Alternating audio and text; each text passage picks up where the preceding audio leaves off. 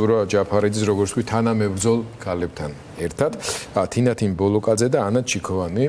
ანა მოდით ზოგადად ორივეს დაგისვავთ შეკითხვას რა დაგიბარათ ზურამ სანამ უკვე უშუალოდ ყველამ გააცნობიერა და მან პირველ რიგში განაჩენი იქნებოდა ისეთი რომელიც შემდგომში მას თქვენთან კომუნიკაციას გაურთულებდა და ნუ ფაქტია დღეს წერილის სახიდაც კი ვერ გამოიტანეს.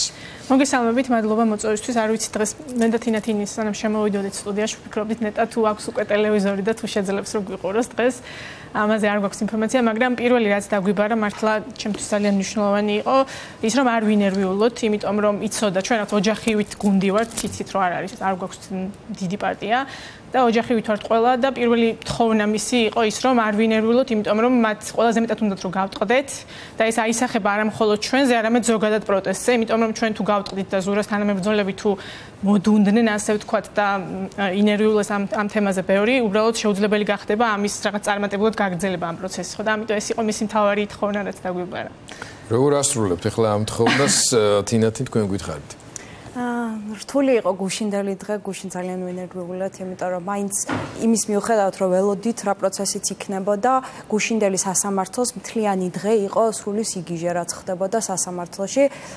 ვაჟა სირაძე იყო, მთელი პოლიციის დეპარტამენტი არა მხოლოდ თბილისიდან, არამედ რეგიონებიდანაც ყავდათ ჩამოყვანილი და სრული მობილიზება ჰქონდათ და ამ ხელა მობილიზებას მართლა არ ველოდით, რომ სისტემას მართლა ასე ძალიან ეშინოდა გირჩევენ თავისუფლების მხარდამჭერების და ზურას მხარდამჭერების და ამიტომ ძალიან რთული დღე იყო, თუმცა რა თქმა უნდა ბრძოლას ვაგრძელებთ. ზურას ერთ-ერთი დანებარები ასევე ის იყო, რომ აუცილებელია ყოველდღე რუსთაველზე დგომა და ვეცდებით გირჩევენ თავისუფლება, რომ ეს დანებარები პირნათლად შევასრულოთ. ასევე ზურამ ორგანიზაციული კუთხით დაგვიბარა, რომ ისედაც რასაც ვაკეთებდით ის უნდა გავაგრძელოთ, იმიტომ რომ გირჩი არასდროს ყოფილა ისეთი ორგანიზაცია, სადაც მენეჯერი ყავდა და მენეჯერი რაღაცას გვავალებდა და მე ვასრულებდით. ისეთი ცოცხალი ორგანიზმი ვართ, რომ ყოველთვის ბიუროკრატია ჩვენთან ნაკლებად. ხო, ყოველთვის ერთმანეთთან ერთად ყოველთვის ვაკეთებდით საქმეს, ამიტომ ესეც იყო ერთ-ერთი დანებარები, რომ გავაგრძელოთ ის საქმე, რასაც ვაკეთებთ. ხო, პრინციპში სურა პოლიტიკურ ლიდერებს შორის გამორჩეული არის თავის რაღაც განსაკუთრებული თვისებებით, თავისი მიდგომებითაც და არ იყო შემთხვევითი, რომ ესეთი დიდი ემპათია მოყვა. არა მარტო იმ მართლაც გულის ამაჩუხებელ კადრებს, ხო, ოჯახის წევრებს როგორ ემშვიდობა ეს ნებისმიერი ადამიანისთვის რთულად აღსაქმელი და საყურებელია, განსაკუთრებით იმ განცდით, რომ სრულიად უდანაშაულო ადამიანს უზღუდავენ თავისუფლებას, ხო? მაგრამ ეს მეტყველებს ამ ქვეყნის დიაგნოზი, ანუ მარტივად რო ვთქვათ, სურო ჯაფარიძის დაპატიმრება არის ამ ქვეყნის პოლიტიკური ავადმყოფობის დიაგნოზი, გარკვეული სიცხის საზომებით არის. ახლა უკვე როგორც პოლიტიკოსებს გეკითხებით მართლაც, რამდენად გამართლებული იყო ზურას მიერ ეს ნაბიჯი, როდესაც არ გადაავადა, არ გაწელა ეს პროცესი, არამედ დააჩქარა თავის პოზიციიდან გამომდინარე და როგორი იქნება თქვენი აზრით განვითარება ზოგადად სიტუაციის ქვეყანაში. იმიტომ რომ ამბობენ, რომ აი უკვე ავტორიტარული რეჟიმი დიქტატურისკენ მიდის, შეიქმნა ისეთი ვითარება, როდესაც კარგი ნაბიჯი და გამოსავალი და სრულები აღარ აქვს, ეს ავტომატურად გულისხმობს გართულება სიტუაციის და როგორ პასუხობს ამას ქართული პოლიტიკური კლასი და მასთან ერთად წინააღმდეგობის მოძრაობა. რიგში ჩვენ რა თქმა უნდა ძალიან ნერვიულობდით იმაზე, რომ ძალიან მაღალი იყო ალბათობა მის დაკავების, თუმცა წამი არ მიფიქრია, რომ ზურა ამ გირაოს გადაიხდიდა, იმიტომ რომ არა მხოლოდ 2024 წლის არჩევნების შემდეგ, არამედ მანამდე ზურა დიდი ხანი არის ართანამშრომლობის რეჟიმში არის ქართულ ოცნებასთან, არ აღიარების პოლიტიკას მიყვება დიდი ხანია, იმიტომ რომ თვლიდა, რომ მათ შორის წინა არჩევნებიც ასეთივე გაყალბებული იყო. შესაბამისად ის არ აღიარების პოლიტიკა, რომელსაც მივახციეთ მათ შორის საერთაშორისო პარტნიორებთან და რაც მივიღეთ დღეს, არის ამ პრინციპული პოზიციის დამსახურება, რომ ჩვენ მათ არ ვცნობთ როგორც ხელისუფლებას, როგორც ლეგიტიმურ ხელისუფლებას, ეს პარლამენტი არ არის ლეგიტიმური პარლამენტი და ვერც მათ მიერ შექმნილი კომისია იქნება ლეგიტიმური. ამიტომ მე ერთი წამი არ შემპარვია ეჭვი იმაში, რომ ის მათ არ აღიარებდა და მათ გამართულ ფარსში მონაწილეობას არ მიიღებდა. ეს აღნიშნა კიდეც და თქვა, რომ ამ ტყუილში ის მონაწილეობას არ მიიღებს არაფრის ფასად, სულ ერთ ლარის გადახდა დამჭირდეს. ამიტომ მაგ თვალსაზრისით ცხადია რთული პროცესში შევდივართ, რაც გიამაც აღნიშნა, რომ კიდევ ახალ ეტაპზე გადავედით, იმიტომ რომ პოლიტიკური ლიდერის დაკავება სისხლის სამართლის კატეგორიით არ არის მარტივი ამბავი, უკვე ესეთ ეტაპზე გადავედით. თუმცა მეორე მხრივ ამას მოყვება ის პრინციპული პოზიციები მათ შორის დასავლეთიდან, იმიტომ რომ მათ მოუწევთ დაინახონ რეალობა, რომელშიც ჩვენ დღეს ვართ. მათ ნახეს ის ფარსი სასამართლოში, რაც ვიხილეთ, ის რომ ყველანაირი სტანდარტი დაარღვია სასამართლომ, ისიც კი იმის ნიშანი იყო, იმდენი პოლიცია იყო მობილიზებული, რომ ისიც კი იმის ნიშანი იყო, უკვე ყველაფერი გადაწყვეტილი იყო და არავით არ დამოუკიდებელი სასამართლო აქ არ არსებობს, ხო? მათ შორის ადვოკატის შეშვების პრობლემა იყო პროცესზე, ადვოკატს არ უშვებდნენ ეზოშიც კი ზურას ადვოკატს და ესეც სისხლის სამართლის დანაშაულია, იმიტომ ანუ ყველანაირი სტანდარტი დაარღვიეს და ამის კარგი ილუსტრაცია მოახდინა ზურამ, ჩემი აზრით. ამიტომ ძალიან გაუჭირდება საერთაშორისო პარტნიორებს იმის თქმა, რომ შესაძლებელი არის ამ არალეგიტიმურ ხელისუფლებასთან თანამშრომლობა და ეს იქნება ეს არ აღიარების პოლიტიკა, იქნება ზურას რაღაცნაირი თავის გადადება ამ თვალსაზრისით იქნება ამის ერთ-ერთი გაგრძელება და მე ვფიქრობ ეს აისახება თვითმმართველობის არჩევნებში მონაწილეობის მიღებაზეც, იმიტომ რომ ძალიან გაჭირდება ჩემი აზრით მორალური თვალსაზრისით პირველ რიგში როგორ უნდა შეხვიდე თვითმმართველობის არჩევნებზე, როდესაც ესეთი რეალობა გაქვს, ახალ ეტაპზე გადავიდა რეპრესიების ხელისუფლება, ჯერ კიდევ არავის არც ერთ ცივილურ ქვეყანას არ უღიარებია ის არჩევნები, რომელიც გავიარეთ და შედიხარ ახალ არჩევნებზე, ანუ რომელი ლეგიტიმაციით ინიშნება ეს არჩევნები, ხო? ამიტომ ამ კუთხით ფიქრობ, რომ პირიქით დადებითი ეფექტი ექნება და მე ვფიქრობ, რომ სანქციების გაფართოებაზეც უფრო აქტიურად დაიწყება საუბარი. მოდით ქვეყნის შიგნით არსებულ განწყობებზე კონცენტრირდეთ ამჯერად და რა თქმა უნდა, თქვენც მოგცემთ ისევ საშუალებას, მაგრამ თინათინს მინდა ვკითხო. როდესაც გუშინდელი დღის აღწერა დაიწყეთ, არ არის გასაკვირი, რომ ემოციურად აღწერთ იმას, რაც გუშინ ხდებოდა. ახსენეთ, ვაჟა სირაძეც კი იყო ისე თქვით, გეგონება ზაქარია მხარგრძელი იყო ეკა, ხო? მასაც კარგად ესმის და მისნაირებს, რომ ისინი ძალიან შორს არიან ქვეყანაში საზოგადოებრივი წესრიგის კონსტიტუციის და მოქალაქეთა უფლებების, ადამიანის უფლებების დაცვის მოვალეობის შესრულებისგან. ხო, სამწუხარო ჩვენი სამართალდამცავი სისტემა ჩამოყალიბდა ამ კლეპტოკრატიული, ავტორიტარული კაკისტოკრატიული ამ სიტყვას მე არ ვეგონება, არ ეგონოს ვინმეს რომ ვიღაცას რაღაც შეგნებულად ვაყენებ, უბრალოდ ეს თქვათ დამკვიდრებული ტერმინი არის იმ ტიპის მართლობისა, სადაც ყველაზე უგვანი, ბოგანო, უცოდინარი ადამიანების მართლობა მიმდინარეობს. თუმცა ჩვენთან ეს ოლიგარქიასთან შერეული არის და კლასიკური deep state-ის ბიძინა ივანიშვილის მეშვეობით ხორციელდება. კითხვა შემდეგში მდგომარეობს. დაწყებული იმ პოლიციელებისაგან სირაძეზე არ ვლაპარაკობ, მაგდონეზე უკვე სამწუხაროდ ყველაფერი გარკვეული არის, მაგრამ საუბარი არის ასეულობით, ათასობით პოლიციელზე, სხვა შორის თითქმის ამ რაოდენობის იყო გუშინ იქ თავმოყრილი. საუბარი არის აი ამ სისტემის საყრდენ რგოლებზე. თქვენი აზრით, აი ესეთი მაგალითი, როდესაც აი მოსამართლე გაშიშებული სახით არც ფაქტებს უსმენს, არც არაფერს კითხულობს, არც განიხილავს, უბრალოდ ციხეში უშვებს ადამიანს სრულიად უდანაშაულოს, რომელსაც მოჩვენებითაც კი ანუ არაფერი არ დაურღვევი, არაფერს არ აფუჭებს და არაფერს გაფუჭების პერსპექტივა არ ჩანს. როგორ რეაგირებს ეს ხალხი? საქართველოს საზოგადოება, მათ შორის პირველ რიგში ის რგოლები და ადამიანები, რომლებიც დღეს ამ რეჟიმს ინარჩუნებენ, ამ რეჟიმის შენარჩუნებაში ივანიშვილს და რუსებს ეხმარებიან საქართველოში. კი, სხვა შორის მე თავიდან მეგონა, რომ ამ პოლიციელების რაღაც ნაწილთან აზრი ჰქონდა ლაპარაკს, იმიტომ რომ მათ ჯერ კიდევ სჯეროდათ, რომ ქართული ოცნება ევროპული ძალა იყო, მაგრამ იმდენი ფაქტი მოხდა იმის მერე, რომ რაც ამტკიცებს, რომ ქართული ოცნება არც კი დაახლოებული არ არის არანაირ დასავლურ ცივილიზაციასთან, აღარ მჯერა ის, რომ ეს აზრი ტრიალებს პოლიციელებში, უბრალოდ თვალზე ბინდი აქვთ აკრული და თვითცენზურა ასეთი სიტყვა ახსენა ჩემმა მეგობარმა, რომელმაც ახსნა ზუსტად რა მდგომარეობა ხდება ყველა საჯარო სექტორში. ეს ადამიანები ელოდებიან რეჟიმის ცვლილებას და როგორც კი დაინახავენ იმის რეალურ საფუძველს, რომ რეჟიმი იცვლება, ეს ადამიანები მაშინ უნდა დავინახავთ, როგორ გადმოვლენ მეორე მხარეს. მათ შორის ჩვენ ის პროცესიც ვნახეთ, როცა საჯარო სექტორიდან ადამიანები მოდიოდნენ ამ პროტესტის ფონზე და მაშინაც ვხედავდით, რომ ეს ადამიანები უცბად გმირები ხდებოდნენ, იმიტომ რომ მართლა ისტორიის ამ ნაწილში საქართველოსთვის ძალიან მნიშვნელოვანია ამ ადამიანებმა ხმა ამოიღონ. გუშინდელმა პროცესებმა კიდე დაგვანახა ის, რომ საზოგადოებაც რომელიც სასამართლოსთან იყო, ისინიც მზად არიან, რომ უფრო აქტიურ ფაზაში გადავიდნენ პროტესტის და წინააღმდეგობა გაუწიონ. ჩვენ ბელარუსში ნანახი გვაქვს იგივე ფილმი, რაც ახლა ხდება 2020 წლებში, 2020 წლის არჩევნების შემდეგ ზუსტად იგივე სცენარი განმეორდა, დაიწყო არჩევნების არაღიარებით და მივიდნენ პოლიტიკოსების დაჭერამდე. ზურა ჯაფარიძეც და ნებისმიერი პოლიტიკოსი, რომელიც შეიძლება დადგეს ამ საფრთხის წინაშე, ჩვეულებრივ პოლიტპატიმარია, როგორც ყავს უკვე 60-ზე მეტი პოლიტპატიმარი ციხეში და ამის ფონზე ძალიან მნიშვნელოვანია, რომ შიდა წინააღმდეგობა გაიზარდოს და მგონია, რომ პოლიტიკოსების დაჭერა იქნება მანიშნებელი იმის, როგორც საგარეო ფონზე, ასევე შიდა საზოგადოებისთვის, რომ უფრო აქტიურ ფაზაში უნდა გადავიდეთ პროტესტის. მათ შორის კი სანქციებსაც ვნახავთ გაზრდილს.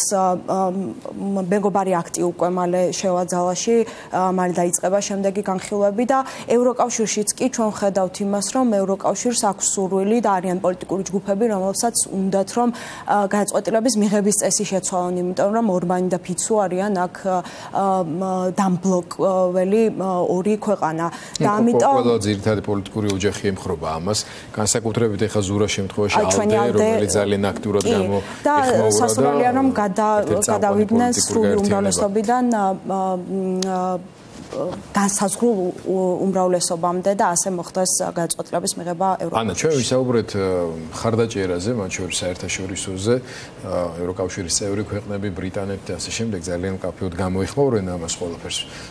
ქვეყნის შიგნითაც მართლაც ძალიან ფართო სოლიდარობა იქნა გამოხატული. თუმცა მაინც აღმოჩნდა ერთი-ორი ალბათ ჯგუფიან ადამიანები, შეიძლება ჯგუფიც არა, რომელთა მხრიდან გაკეთებული შეფასებებიც ბევრის ყურსაც სუდად მოხვდა და რეაქციები შესაბამისი იყო. თქვენ ყოველ შემთხვევაში თინათინის შედარებით კიდევ უფრო მეტად ახალგაზრდა გირჩის ფესვებიდან მოყვებით, მე ასე მახსოვრთ ყოველ შემთხვევაში და შეგიძლია თქვა ორი სიტყვა თქვენი ყოფილი კოლეგებისა და თანამებრძოლების რეაქციას. სიმართლე რომ გითხრათ, მე ამ ნაწილში ამ თემაზე ზურას ვეთანხმები იმ კუთხით, რომ ის მათზე ბევრს არ საუბრობს. იმიტომ რომ არ თვლის რომ პოლიტიკურ დღის წესრიგს ქმნიან დღეს და მათი გამონათქვამებიც ხშირ შემთხვევაში რაღაცა სკანდალის შექმნას ემსახურება ხოლმე და ყოველთვის ანუ რაც ჩვენ გავიყავით ამის შემდეგ მუდმივად ზურას გარშემოტრიალებენ, ან ზურათი იქმნიან დღის წესრიგს, რაც სამწუხარო ფაქტია. ვიცით ჩვენ რომ ისინი არაკეთებენ არაფერს ამ პროტესტის განვითარებისთვის, მხოლოდ ხელს უშლიან ამ პროტესტს, იმიტომ რომ მუდმივად კრიტიკაში არიან და ვერ ვხედავთ მათთან ნაჩვენებ გზას, რა შეიძლება რომ გაკეთდეს. ამიტომ მე მათ ნათქვამზე კომენტარს არ გავაკეთებ, უბრალოდ იმას ვიტყვი, რომ რომ მსგავსი ტიპის პრობლემა შექმნოდათ, რომელიმე მათგანი რომ გამხდარიყო პოლიტიკური პატიმარი და სრულად ესეთი პოლიტიკურად მოტივირებული საქმით დაეკავებინათ, ზურა იქნებოდა პირველი, ვინც მათზე განცხადებას გააკეთებდა და პირველი, ვინც მათ დაიცავდა. ამიტომ ამ ხრივ ძალიან დიდი განსხვავებაა ჩემი აზრით და მეც არაფერს არ ვიტყვი ამას. კარგით, მეც ნურაფერს ნუღარ ვიტყვით, უბრალოდ ეხა ორივეს მინდა გთხოვოთ სანამ საუბარს თქვენთან დავასრულებთ, როგორ უყურებს ამას წინააღმდეგობის მოძრაობა. ანუ ერთი საფრთხე არის, რაზეც გულწრფელად მინდა რომ ვისაუბროთ ყოველ შემთხვევაში, ვთქვა რომ ეს არის მართლა ძალიან მნიშვნელოვანი ნაბიჯი პოლიტიკური ლიდერის მხრიდან, თავისი თანმიმდევრულობის, თავისი შემართების მსხვერპლზე წასვლის, ასე ვთქვათ, საკუთარი თავის მსხვერპლზე წასვლის, ხო? უნარის გამოვლინება, მაგრამ ამავე დროს ამ ტიპის ავტორიტარულ სისტემებსა და რეჟიმებში, თქვენ ბელორუსი ახსენეთ, რომელიც კარგი მაგალითი არ არის საქართველოსთვის, არსებობს საფრთხე, რომ ეს სისუსტეში გადაიზარდოს. ასე წიწილებივით ამოკრიფონ პოლიტიკური ლიდერები, მოახდინონ დეზორგანიზება, ისედაც არც თუ ისე მყარად ორგანიზებულ მოძრაობაში. როგორ ფიქრობთ თქვენ, როგორ უნდა იქნეს გამოყენებული ოპტიმალურად მათ შორის ამ ადამიანების თავგანწირვა, არა მარტო იმ სინდისის პატიმრებისა და პოლიტპატიმრების, რომელიც ციხეში დახვდა ზურას, არამედ თავად ზურას ნაბიჯსაც, რომ მოყვეს ასაკეთო შედეგები. კი, ბელარუსი მე არ მჯერა რომ ოდესმე ჩვენ ბელარუსი და რუსეთი გავხდებით და ნავალნისნაირი პოლიტიკოსები გვეყოლება, რომელიც მართლა შესწირავენ თავის სიცოცხლეს რეჟიმს. სანამ ამ ქვეყანაში არსებობს პროტესტი და ერთი ადამიანი მაინც რომელიც აპროტესტებს, მჯერა იმის რომ ყოველთვის შესაძლებელია ამ პროტესტის გაღვივება. ბელარუსში იმიტომ ვერ მიაღწიეს საბოლოო ჯამში შედეგს იმის მიუხედავად რომ მანდაც იყვნენ ისეთი პოლიტიკოსები რომლებაც მართლა თავი გასწირეს ამ რეჟიმის საბრძოლველად რომ მან საინფორმაციო კამპანიამ საბოლოო ჯამში მოუგო საზოგადოებას და ის პროპაგანდა რომელიც იყო ეხლა მათ შორის პოლიტიკოსების დაჭერაც ამ პროპაგანდის ნაწილია რომ დემორალიზება მოახდინონ და გააჩინონ იმის განცდა რომ ისედაც არაფერს აზრი არ აქვს ისედაც ყველას იჭერენ და მეც შემდეგი ვიქნები ამიტომ აზრი არ აქვს ამ ყველაფერს და ჯერჯერობით ეს საქართველოში არ მუშაობს ქართველი ხალხი რაღაც განსაკუთრებულად მებრძოლები ვართ ხოლმე ისტორიის ნიშნავენ მომენტებში და არ მჯერა რომ ეს ბრძოლა ასე უშედეგოდ დამთავრდება როგორც ბელარუსში და რუსეთში დამთავრდა.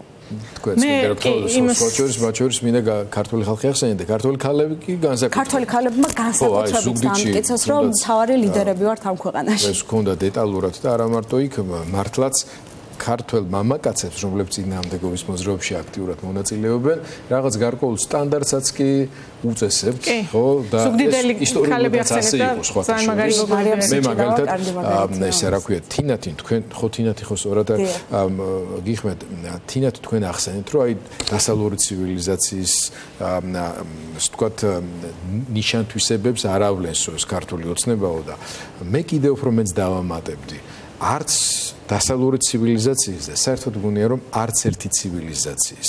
ნუ ესე კავკასიური ცივილიზაცია ცალკე არ არსებობს, მაგრამ კავკასიაში მცხოვრებ ერებს, საზოგადოებებს გარკვეული ჩემის აზრით მსოფლიოში ერთ-ერთი ყველაზე საამაყო და გამორჩეული ურთიერთობათა სისტემები ჩამოგვიყალიბდა. ჩვენი წარმოდგენები ვაჟკაცობაზე, რაინდობაზე, ქალებისადმი პატივისცემაზე, ზოგადად ახალგაზრდობისადმი დამოკიდებულებაზე, სამშობლოსადმი სიყვარულზე, თავდადებაზე, განათლების მიმართ სწრაფოაზე და პასუხისმგებლობაზე, ხო?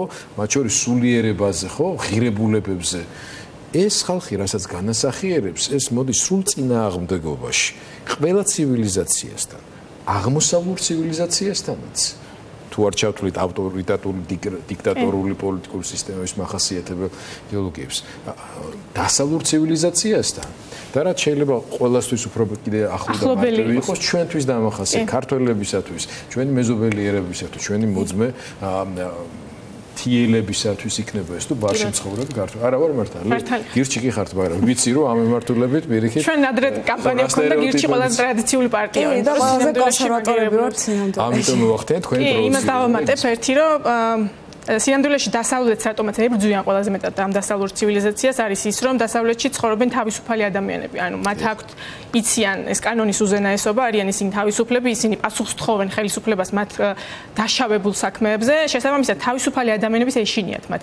მათ შორის ამ პროტესტსაც ასეთი გამეტებით იმიტომ ებრძვიან რომ ეს აქეთ ხარეს არიან თავისუფალი ადამიანები და მათ ყველაზე მეტად ამისი ეშინიათ და არ უნდათ რომ ეს ადამიანების ეს რაოდენობა გაიზარდოს და მათ ამ მრჩეველშიც გაჩნდეს რაღაცა ნათელი წერტილი, რომელიც შეებრძოლება ამ ავტოკრატიას, ხო?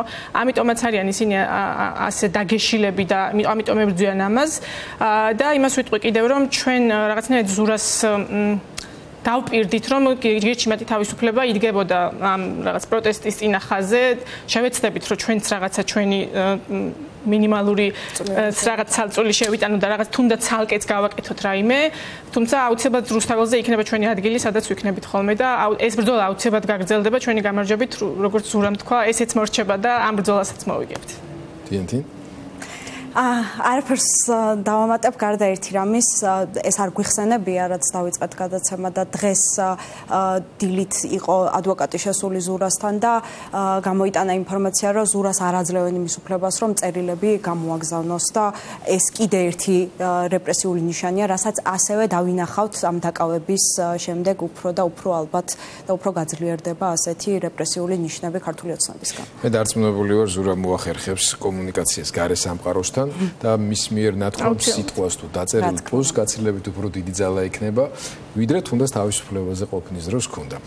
გამძლეობა სურას თუ მიყურებს, გამძლეობა რა თქმა უნდა პირველ რიგში მისი ოჯახის წევრებს, მათ ნამდვილად შეუძლია დიამაყონ ასეთი კაცის ყოლით საკუთარ ოჯახში და თქვენ კიდე ესეთი პარტიის ლიდერით. მადლობა. ვამაყობთ კიდეც. გოგოებო, აბა წარმატებები და გემშვიდობებით.